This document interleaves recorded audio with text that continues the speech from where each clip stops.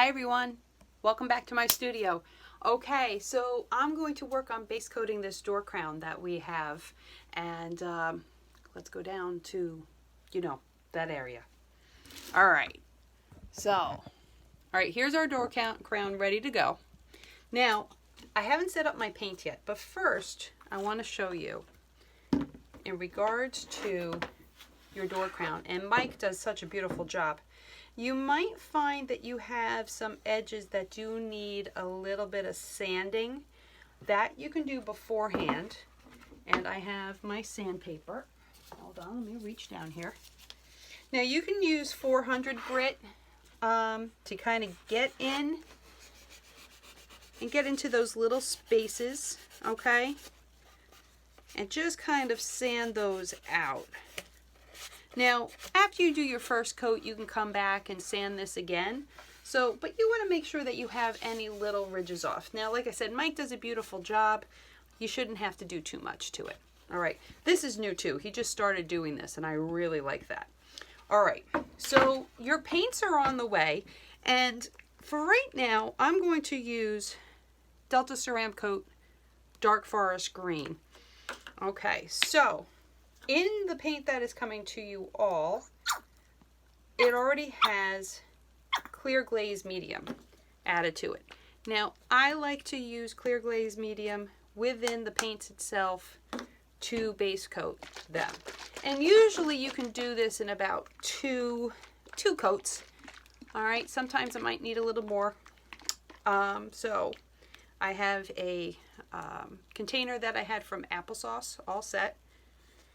And I'm going to put that in. I'm going to add some of the glaze medium, and I'm just going to mix that together. I'm just using a popsicle stick here. All right. And I have that already.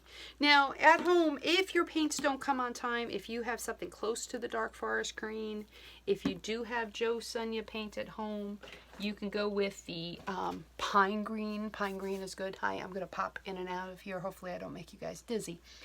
All right, so I have my second table set up here. I'm really lucky. This table was actually my grandparents' kitchen table when they first got married. All right, I make sure and clean it. Now, I'm going to flip over my door crown because I like to paint the back because a lot of times I'll use this to test my colors. Now, I also have something set up here that my father made me a long time ago. A little piece of wood. It has these nails in. These nails, so I can paint the back and then flip it over and paint the other side. I can literally do this. Flip over, put it down, and then continue to paint the rest of it. So that way I can do the front and back in one try. Now, obviously, if you don't have that, you don't have to worry about it. You can paint the front right now and then come back and paint the back, or you can paint the back and then paint the front. Whatever works for you guys. All right, so I like to use just a simple 1-inch brush for base coating. So let's flip it over on the back. Let's come a little closer here. All right, here we go. Shaking a little bit. All right, and I'm just going to start working it in. And you'll notice because, as I already drip all over my table here, it's going to suck right into it because the wood is just ready for it. And you know how it is when you paint the walls, the first coat you do, it goes. So it's the same here. Now, putting the glaze in there is adding that extra seal to it. And you could always, don't mind me as I reach over here. You hear crashing in the background.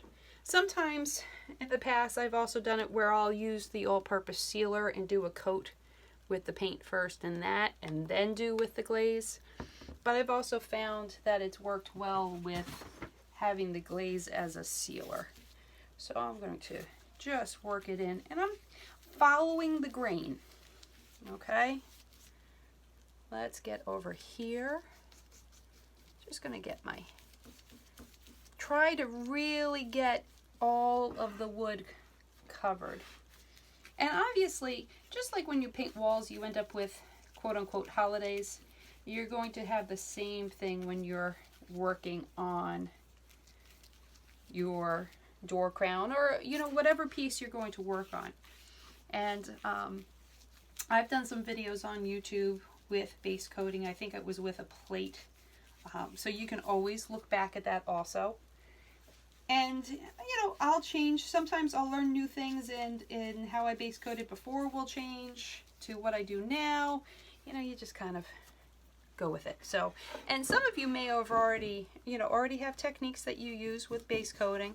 By all means, continue. If it works for you, go with it. I never claim to be the foremost authority on all I know, because I don't know everything, and I can't claim to know everything. It will forever be a student, and I hope that whatever I learn, I can just pass on to other people. Part of the reason why we're trying this class. All right, so let me come around here. So I'm just getting my edges. I'm not worried if I'm getting a little on here. Just make sure you pull. I see I got some dots up there. You see I got some dots. Let's adjust this a little bit. All right. There we go. A little more. Okay. So I want to really try to get the paint pushed into the edges here. Okay.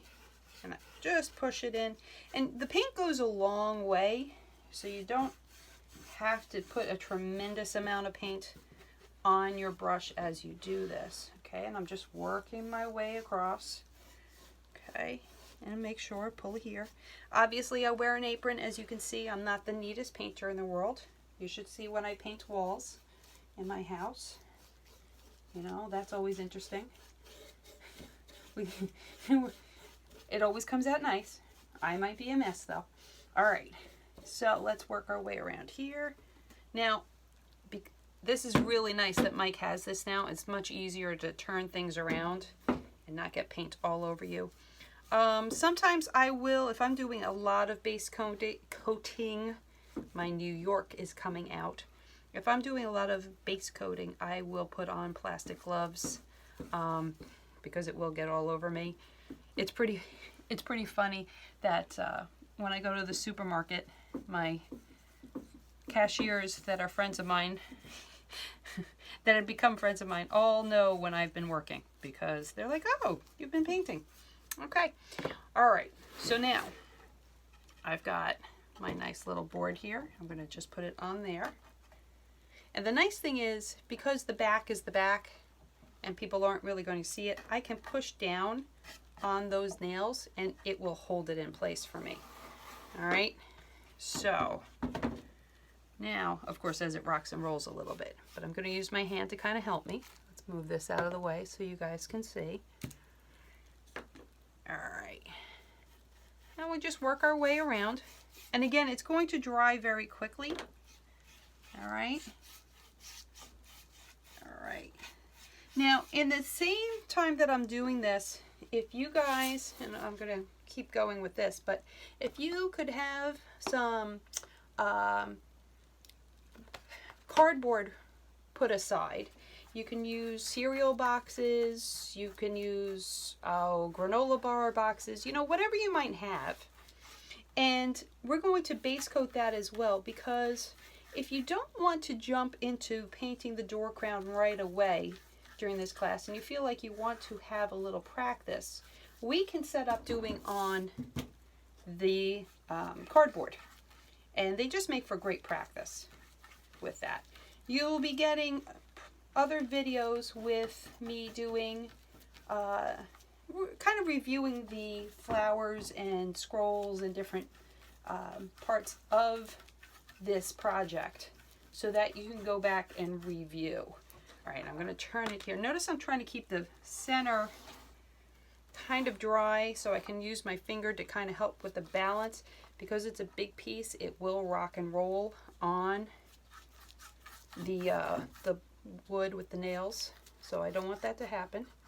I'm just working my way around, and I'm literally, see, rock and roll. That's why I need those fingers there. I probably should have used the block that I have 4 nails in. This one has 3 nails in. All right, so we're kind of just pushing that paint in. Get those edges in there, push it in. Make sure you're working out your little ridges of paint because you don't want to sand so tremendously much with it. And again, I'm following the grain and I'm just working it in. All right. Okay. So what I'm going to do is I'm going to do this in 2 parts. I'm going to show you the initial setup, the initial coat here, and also to show you with, and we're going to put this aside. Now I've got my cardboard ready here. So I'm just going to take the paint and I'm just going to base coat these as well so that this is ready for you to use as a sample board. Okay, now this one I think I used, this might have been an old transfer paper booklet or something like that, because this actually is clear on either side. So I may just paint on both sides so that way I can utilize either side of it. All right, so just like that, you're going to do a couple coats on this. 2 or 3 coats to get it in. Once again, just kind of push it in. All right, so yeah, if you have like a notepad paper or anything like that, that backing, that cardboard backing makes for a great practice board to work on. Okay, I'm starting to run out of paint, but that's okay. Just kind of push that in. All right. So this is part 1 of your background painting. I'll be back with part 2.